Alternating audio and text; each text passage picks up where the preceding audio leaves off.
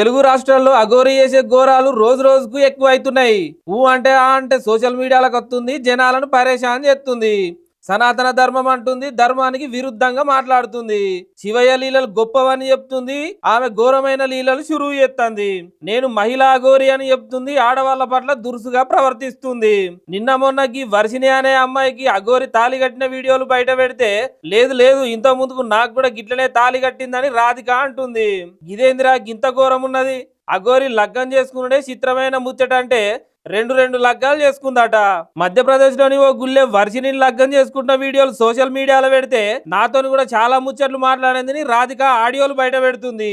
ఇవన్నీ గిట్లుంటే ఆ పూజ ఈ పూజ అని చెప్పి ఇద్దరు ముగ్గురు దగ్గర పైసలు కూడా వసూలు చేసిందట. ఈ పైసలు వసూలు చేసినందుకు అఘోరి మీద సైబరాబాద్ బిఎస్ ల కేసు కూడా కట్టిర్రు. ఇంతకీ ఈమె నిజంగా అఘోరి అయినా కూటి కోసం కోటి విద్యలు అన్నట్టు ఈ ఏషం కట్టిందా? సనాతన ధర్మాన్ని కాపాడనీకే వచ్చినా అని చెప్పుకుంటే తిరిగే గీమెనే నీతి నియమాలు మంట కలుపుతుందని జనాలు గరం అవుతున్నారు.